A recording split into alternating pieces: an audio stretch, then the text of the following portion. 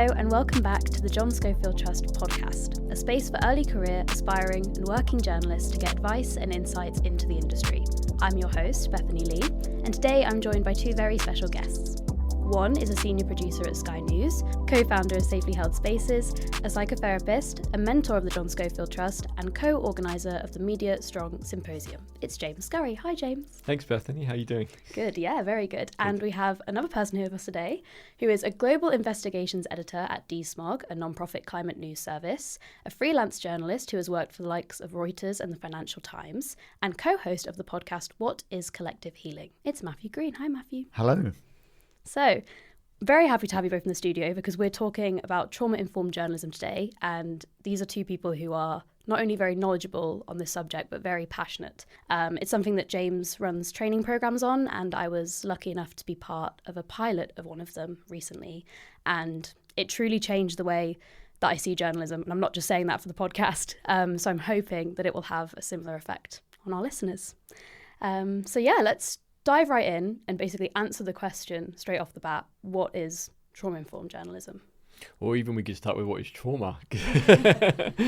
Yeah, because that's a good one, and maybe Matt will have a different definition. But for me, trauma is not about, I like to use Gabor Mate, the trauma specialist definition, and he would always say trauma is not about what happens to you, it's about the way in which your body responds to what happens to you. So we're talking about an event, or perhaps as journalists, material content that we're looking at that in some way dysregulates our nervous system. So we're talking about adrenaline, we're talking about cortisol, we're talking about fight or flight. We can go into all of the body and the neuroscience in the podcast, but that's the definition of trauma. Somehow a moment in time becomes stuck in your body, and it's our job as clinicians and trauma specialists to make sure that it doesn't stay stuck and that you can somehow kind of release it. So trauma-informed journalism, I would say, is being aware of your body when you do your journalism. So what does that mean? It means that you don't just ask questions that are insensitive, that you're actually connecting to your heart, that you're connecting to your core, to your gut.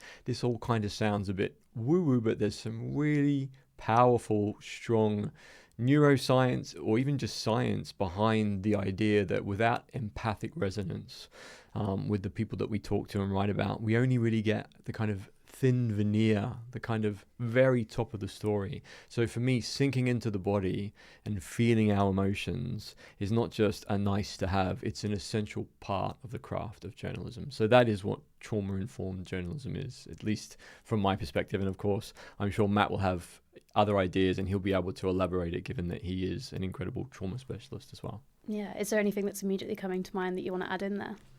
I would echo everything that James said. I thought he explained it beautifully. The word that the teacher I follow, Thomas Hubel, often uses is attunement. The idea that we can really feel into someone else and feel into their experience, but be present enough that not only do we feel them in a very precise way, but they can actually feel that we're feeling them. And when we're in that degree of attunement, the kind of conversation that we're going to have is going to be very different from if I'm turning up with my notebook or my video camera and trying to almost extract material from an interview subject. If I can really step out of my persona almost as a journalist and really make sure that I'm in my humanity and remember to really be conscious about how I'm attuning to the person that I'm speaking with, then I'm going to have a very different experience. They're going to have a very different experience, and the story that emerges will also be much more profound. So we want to break this topic down because there's basically two elements to this, is how I like to see it. The first is how we report in a trauma-informed way, and the second is how we, as journalists, recognize and deal with our own traumas. And the two are very connected, but we're going to start with the first one, which is, what does reporting in a trauma-informed way look like? Well, I would just start by saying thank you so much, Bethany, for pointing out something that's so important. I'm just going to be really honest with you. Like, maybe I'm going to get into a bit of trouble for saying this, but I want to be honest. we as journalists are not very good at like caring about mental health training programs. We kind of roll our eyes, get dragged along to another wellness session, or learning how to do exercises, and we're just really passionate about storytelling, and unfortunately that sometimes comes at the cost of looking after ourselves. So what you said is really important, because you are naming the fact that it's not just about us looking after ourselves, it is also about us looking after our stories. And this is really key. So I said at the Media Strong Symposium in 2024, that's an amazing journalists' mental health symposium organised by Leona O'Neill, that I know that perhaps you don't care about a mental health wellness program, but I know that you care about your stories. So trauma-informed journalism is really about recognising, put all of the wellness stuff aside, because it's important, and we'll go into it in this podcast today. But let's just start from the start. We're all journalists. We all work 12-hour shifts. We don't take lunch breaks. We look at our phones into the middle of the night. We have all the notifications on, and we do all the things that are wrong. And I still do them myself, and I'm a clinician telling everybody not to do it. So I get it. I totally get it. I'm still a journalist in a newsroom. I understand. But what I've really become passionate about is realizing that I wrote terrible copy, or realizing that I did terrible interviews, or realizing that worst case scenario, I didn't even understand the story. I didn't even get what was going on, because I was too busy, as Matt said, trying to extract information. I had the soundbite. Sometimes I had scripts, Bethany, and I had written the soundbite that I wanted, but I wasn't even doing an interview to find out the story. I was doing an interview to fill a hole in a script. And this is terrible journalism. And I think this is about us in the industry at a time when democracy is under threat. Never has eyewitness journalism been more important, when anyone can say anything, and anyone's a news editor, and anyone can broadcast live. This is all about trust. So to bring all of this back to trauma-informed journalism, and starting at the start, how do we as journalists have to take responsibility? It is by understanding that if we don't know our body, we don't know the story. And that's really, really key. And then once we know our body, we can then also look after ourselves. But this all starts with storytelling. Yeah, and there were some really key things in the training that I did with you that I think would be really, really helpful for our audience as early career journalists to sort of understand how you can apply this trauma-informed or emotionally intelligent approach to your journalism. So we looked at things like contesting language in headlines, making sure that we're not defining somebody by whatever condition the world has decided to define them with. So I'd love for you to share some sort of tips and tricks on that. Yeah, so Safely Held Spaces spent around 3 years, as you say, piloting and designing a trauma-informed journalism program, which does two things. It helps journalists to write and understand mental health language and do trauma-informed interviews and understand what's going on in their own body, but it also helps journalists to look after themselves as well. So if we go to the editorial side of the training, like how do you tell better stories, what we were trying to essentially do is say a diagnostic label is one perspective on someone's story. So you could just say so-and-so was a paranoid schizophrenic, or you could say this person had bipolar disorder, and you would just kind of leave the story there. But when you understand that underneath those labels, and I'm sure Matt will talk a lot about this in terms of his trauma training with Thomas Hubel, underneath those labels is a whole ocean of life experiences that you are potentially missing when you just see someone through the lens of a diagnostic label. So that was the first part of the training. Like, we wanted to help people to see, don't just ask what's wrong with someone, ask what happened and be interested in their life. And then you'll start to understand that a mental health diagnostic label, it's a description of symptoms. It's not actually telling you very much about that person's lived experience and the reason why they might be mentally unwell. And of course, mental health stories are in everything, from terror-related stories to climate-related stories to criminal justice stories. The mental health paradigm, the diagnostic labels, they're everywhere. So understanding their uses and their limitations is really important. We spoke a lot about trauma-informed journalism from a kind of interviewing perspective. So I give examples of correspondents in war zones, for example, who are perhaps not very empathic with people who are in violent cultures and have done terrible things. And, those people that are in those cultures have often been groomed.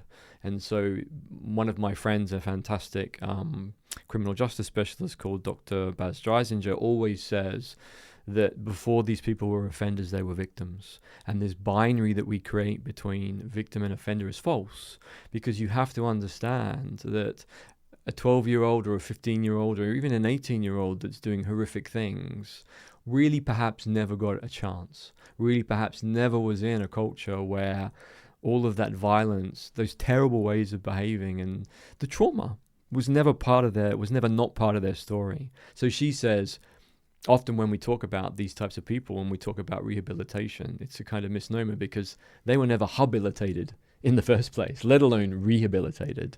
So that's a kind of snapshot. You have the language, you have the diagnostic labels, the trauma underneath them, and you also have how do you talk to somebody and treat them like a human being rather than just seeing them as a sensational headline.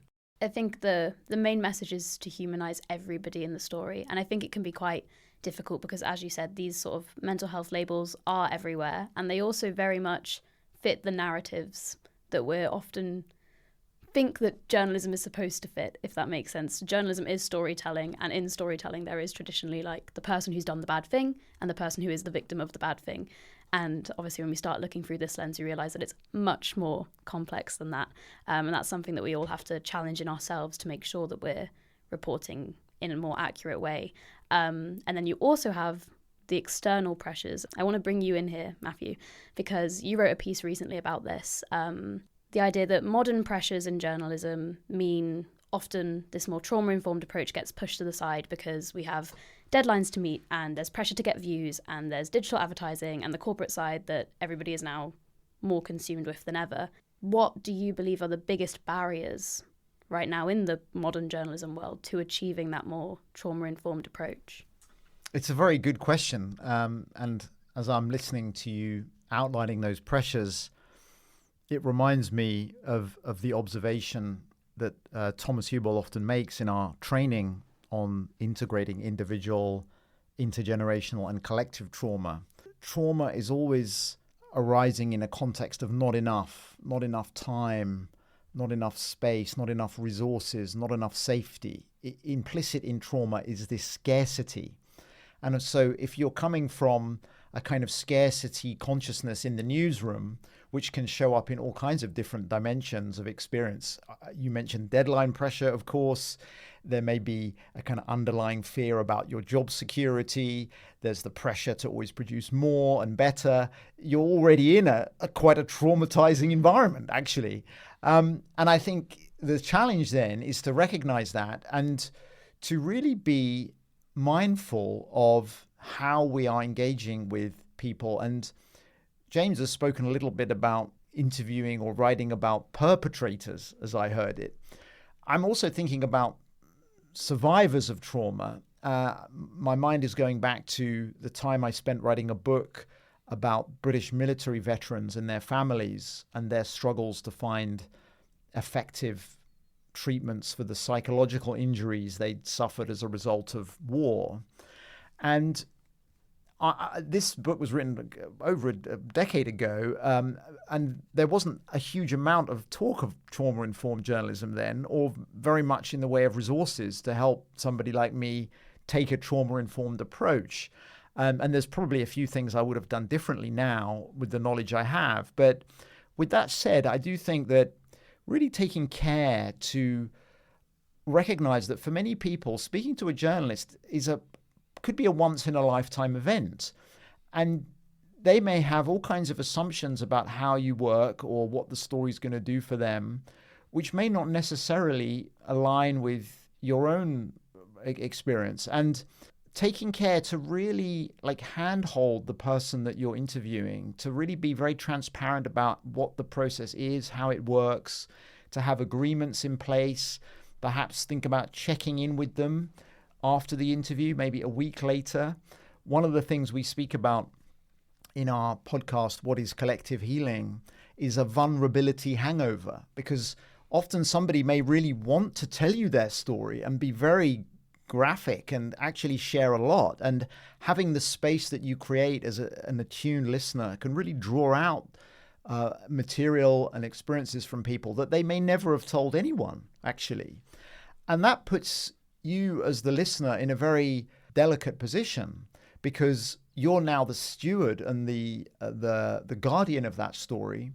And it's important that you make sure that the person is comfortable with what they've shared, and that if they have second thoughts or there's things that they may want to reconsider, that there's an opportunity for that, and that by the time the story emerges, it's not going to surprise them, shock them, or in some way re-traumatize them. So there's not necessarily like a one-size-fits-all process for ensuring that, but really recognizing, I think, that as journalists, we often underestimate or make assumptions about what the people we're interviewing understand about the work we're doing that can actually be quite harmful. So the more transparent we can be, the more that we can really step in and offer that guidance and reassurance through every step of the process, I think is a really important form of care that we can extend to our sources. There's many layers to this, basically, is what we're finding out in this discussion. There's pre-interviewing or meeting somebody or telling their story, which is you informing yourself on your own feelings and the experiences of the person you're about to meet. Then there's, in that process, interviewing them in the correct way and in a way that's not going to re-traumatize them and that makes them feel heard.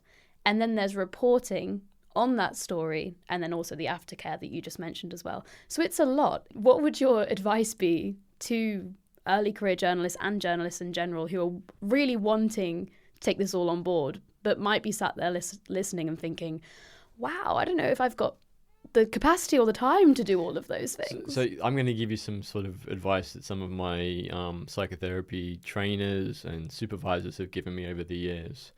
See, my first supervisor said to me, James, don't be a sniffer dog therapist. And I was like, what do you mean? She's like, you might know the reason why this person feels anxious or is depressed, like in the very first session. But if you sniff that out, don't then tell them the end of the story. Don't go rushing in and sort of say, sounds like your dad was pretty horrible to you, because you haven't really given them space and you haven't given them time to kind of think about, what they're with and to elaborate and to really just deepen into their process. So I take a lot of these early principles from my psychotherapy training and I bring them to my interviewing. So a few things. Silence is useful. Often I will count to 10 or even 20. I did this yesterday in therapy sessions. I could sense I just wanted to jump in and say something, and just giving that person some space to think, even if you have a deadline, and especially if you have a deadline. Because what if I said to you, okay, you can rush through the interview and you'll get a fairly average, quite boring, run-of-the-mill kind of stock standard interview. What if I said, okay, and Matthew is extremely good at this, take some time to actually cultivate a space with that person and create the conditions that you yourself would want to have created if you were, as Matt said, talking to a journalist perhaps for the one time in your life. And we forget in this very privileged position where on the very worst day of their life, or on the very hardest moment, or in an event that's totally upturned someone's world, we are the person that is trusted with that story. And that is I believe, a sacred act. And I know that word doesn't get used very much, but I do believe, sacred is a very important word, because we are the stewards of these stories, and we have a lot of power with language to shape, how the world hears and sees these things. So for me, it's about just respecting that person's humanity, thinking about taking your time. And I think Clarissa Ward spoke about being rushed into, I can't remember which country it was in. She was rushed into a refugee camp and told you have 15 minutes. And the very first person she met had an incredibly traumatizing story. I think it was family that had been lost, and she knew she had to do the AS Live or whatever. She knew she had to do all of it, and she just said, I'm just going to sit with this person. And she threw everything else out the window. Now, that is a fantastic journalist, because I think if you are thinking about format over content, you are always going to have terrible content. So it's about slowing down. Slowing down is going fast, I think. In the long run, if you can just take your time to do the interview well, create this empathic resonance. How do you do that? Well, you try and really listen and not be thinking about the next question that you're going to ask. So that's really hard, because you're kind of thinking, okay, like, where do I go next? You should have a few bullet points on your notepad, but then stay on the edge of their last sentence with your presence, and just hang in there with the deep listening to what they're actually saying. How does it make you feel in your tummy? How does it make you feel in your heart? What's arising in you? John Lawrence, the supervising executive editor of Al Jazeera in New York, says he listens to his body. He makes all editorial decisions on the videos that go out, and there's been tens of thousands of them that he's approved for air. He makes his decisions from his body. So we are very disconnected from our body as journalists, and we don't understand how to do this. So this is really about, if you want a good story from somebody, one, you have to be a decent person and like care that they're telling you something potentially really difficult. But two, you have to kind of take your time. You can't just turn the oven up to 300 and bake the cake. It's not going to work. You're going to burn it. You're going to really have to mix that mixture, take your time with the ingredients, pay attention to the small things because they matter. And remember that if you don't know what your next question is, leave the person in silence for 20 seconds, because that you might just get your best soundbite in that moment. I remember hearing Clarissa tell that story at the Media Strong conference. And like you said, it goes to show that she is a brilliant journalist. But I also think that my sort of instinctual reaction as an early career journalist was, I'm not sure I could turn around at this stage in my career and say to someone, no, I'm going to take more than 15 minutes so that I can sit here with this person. How do you balance doing what you're told and feeling like you have to sort of stay in line, at least in the early years of your career, but making sure that you're doing things in the right way? Well, I actually think Matt's going to be a better person to ask this to, but one thing I will say just before I throw to him is find your voice early. You know, you can be liked or you can be respected, and I think it's much, much better to be respected. So you might piss some people off when you find your voice, but if you have an opinion, voice it in an editorial meeting, even if you are the most junior person in the room, because those are the people that I've seen be promoted over the years. It's people who, you know, are not afraid to say, I don't think we should do it this way, or if you have an opinion, you need to talk about it. But I mean, Matt, you've been more accountable to editors as an actual journalist than me. I don't know what you think. Well, I think you're right. I do think it's important to voice those views and make your opinion heard. And actually, I agree. It's the journalists who are going to take this kind of approach who ultimately will do the best work and prosper as a result. As James said at the start, we're talking here about being empathic human beings first and foremost, but out of that is what grows powerful, gripping, insightful storytelling. And so by adopting these kinds of principles and thinking in these terms, you'll be delivering much better work than if you stay in a kind of default setting where it's almost like I can look back at my early years and see that I was almost pretending to be what I thought a journalist should be. Like I was running myself according to a script or almost performing journalism. And I did pretty okay, even despite that. And yet, with the benefit of some more hindsight and some more years, I can see that really the most powerful moments are when you can kind of drop the journalistic act, when you can be there human to human. And it's surprisingly difficult to do that because we're kind of just trained through school, through journalism training, through the companies that we work for or whatever environment we're in to kind of adopt a certain stance or persona that we act from. And you can see it often on TV. It's why I think that moment when Clive Myrie shed a tear on the eve of the invasion of Ukraine when he was reporting from Kiev because he knew what was coming was such a viral moment, because so often we're aware actually that we're seeing a persona on the screen, that we're seeing someone kind of behaving slightly differently or performing in a way that they wouldn't when they're off camera. And that's not meant as a criticism. It's just an observation. But the more that we can show up in our shared humanity, the better work we'll do and the more impact we'll make.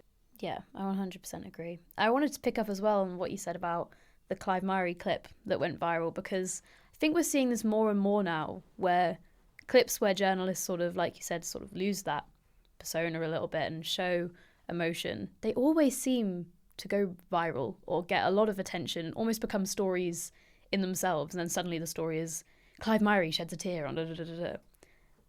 Do you think that people are becoming more receptive to that happening, including not only the public but people in newsrooms as well? I think we're becoming, I would call that emotional intelligence. I think John Lawrence, again, just a former colleague of mine, and he spoke at Media Strong 2025. He flew in from New York, so he's fresh in my mind. And I also think he's just a brilliant journalist. I have all the respect in the world for John. He said very recently, I think it was on a LinkedIn post, that kind of that idea that journalists just don't become part of the story by just not having any emotional reaction at all. Like he's saying, like younger generation, so perhaps your generation, Bethany, and even younger, they don't like that. They don't want it. They don't want to see that anymore. And, you know, journalism is changing.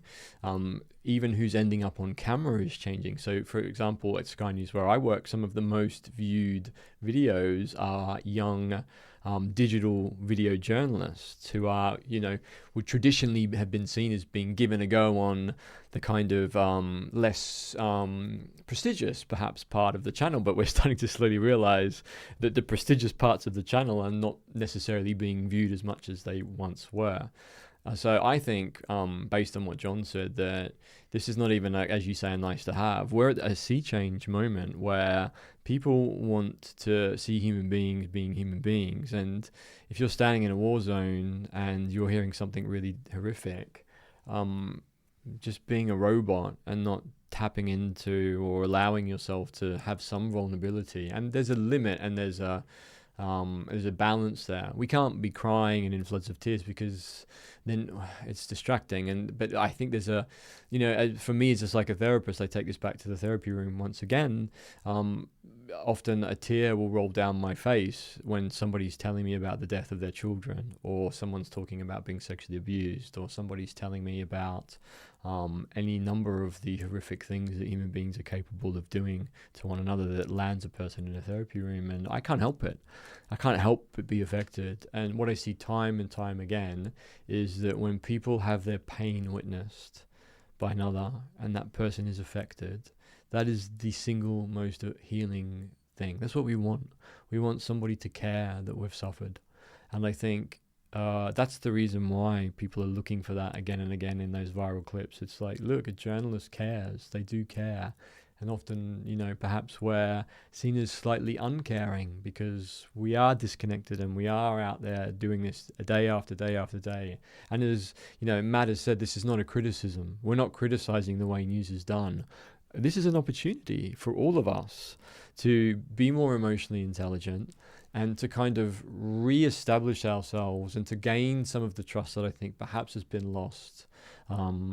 We have to kind of own that. We have to own where we are. I think part of the way that we can really perhaps move things in a more helpful direction is to just really start to think about who we are as human beings. Not to say that we're not good human beings, but this is about, we're in the business of storytelling and we have to care. We have to really care about those people that whose stories we're stewarding onto airwaves. It's so, so important to do that. There definitely has been a shift. I remember when I was first starting to study journalism, always sort of thinking that becoming so tough that you can cover any story and not being affected by it was the goal. That was almost like, that's when you know that you're a good journalist, when you can talk about anything and cover anything and you'll be fine. And I think that's definitely changing. And yeah, I think what we're picking up a lot as well from this conversation is that it's really important for journalists to be aware of their own trauma and feelings towards things as well. And I want to talk a little bit about what happens when you're not, because I know that you've both been in that position before in your careers. And if you're comfortable, I'd love to sort of dive a bit deeper into that. I know, Matthew, you've reported from some crazy places. You reported from Afghanistan. And would you like to tell us a little bit about that and how that experience was for you? Yeah, well, I spent about 14 years as a correspondent for mostly Reuters and the Financial Times, and I worked in countries across Africa, Iraq, Afghanistan, Pakistan, often in conflict environments or at times embedded with military forces or rebels or other armed groups. And I would say that for most of the time, I really enjoyed it. I mean, I won't lie. It was at the time of my life in many ways. But I also recognized that I was accumulating a lot of stress in my system that I wasn't taking care of. And eventually, in fact, on a number of occasions, I would hit a wall and I would actually be unable to continue. And the last time it happened was actually in Libya during the civil war, the uprising against Colonel Gaddafi. And I was there for about a week until I realized that I just couldn't continue and I had to go home. But the real story there is it wasn't so much that I couldn't handle the environment I was in. It was because I'd suffered a heartbreaking loss of a relationship, which really floored me. And I can look at that situation now and see that the reaction that I suffered was actually a trauma response, and it touched into attachment trauma in early childhood and activated responses in my system that to the outside world seemed absolutely disproportionate to the reality of my situation, but which actually were trauma symptoms playing out. And so I just advanced that as a kind of case study of how complex this can be, that what affects us in the seemingly external world can touch layers in us of our individual experience or our ancestral and intergenerational inheritance, and also the collective trauma fields that we're part of culturally, nationally, and all of that can be at play in these kind of situations. And that's not to say that we can't be resilient and we can't work in very difficult environments and do very well, but it's just to invite listeners, I suppose, to cultivate an awareness of the limits of tolerance, an awareness of possible vulnerabilities, and to be conscious about navigating those. But I also want to say, we don't want to slide too far down the road of thinking we're all traumatized all the time and totally fragile and incapable of performing on the job. For me, resilience is the kind of, paradoxically, is acknowledging that trauma is very real and that we all carry different kind of trauma imprints from all kinds of different sources, but that we can cultivate the capacity or the self-awareness to work with that, to know our limits, to keep healthy, to keep strong, and deliver the kind of deep and insightful coverage that we all want to produce. Yeah, I mean, there's been multiple occasions in the Sky Newsroom where I have realized that we have this cup that we fill with this radioactive liquid we call news content, and we sometimes forget that we filter some of the world's most harrowing stories through our minds and our bodies. They pass through us, and we are the filter of what's okay, what's palatable for the channel, and what's not. And so the things that are not, that are too much, that are too hard, they live on in us, and they stay with you. And everyone has those, and I can see Matt's nodding. We have those stories. Everyone will tell you the story, the shot, the frame of footage that breaks your heart, and I've had that on many occasions. I spoke at Media Strong 2024 about the trial of Jacob Crouch, a young boy shockingly and horrifically tortured to death by his parents. I had come back from a mental health break where I had been off because, a lot of stories had accumulated, and within 15 minutes of being back in that newsroom, I was assigned to the story. I was in an edit suite and I was watching amateur footage of a young boy being tortured by his parents. And it was the first time in 15 years at Sky News that I completely fell to pieces and started sobbing in an edit suite. And the editor, who I've worked with for many, many years, just looked at me and went, "Oh my goodness, are you okay?" And I went outside, and to everyone's credit, what was said to me in that newsroom, which was such a beautiful response, was, "You've got nothing to prove.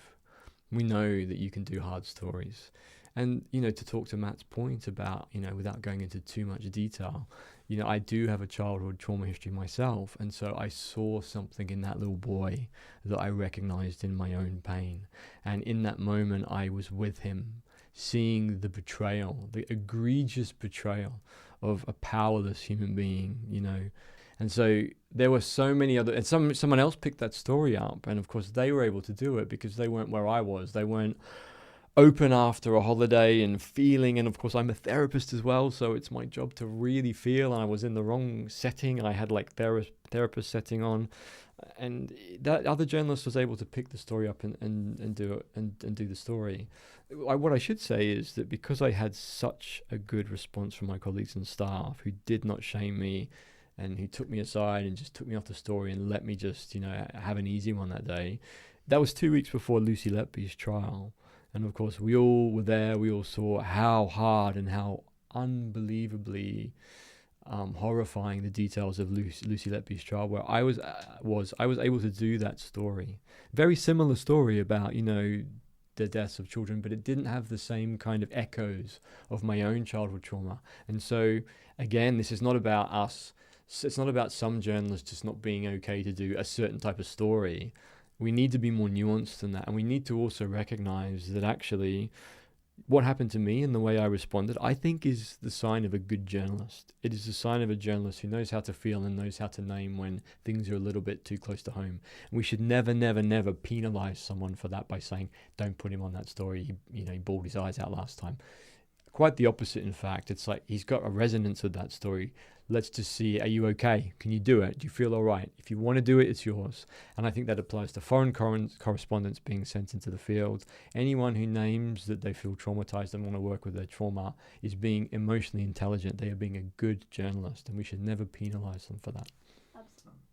I think that's such a lovely and beautiful note to end on.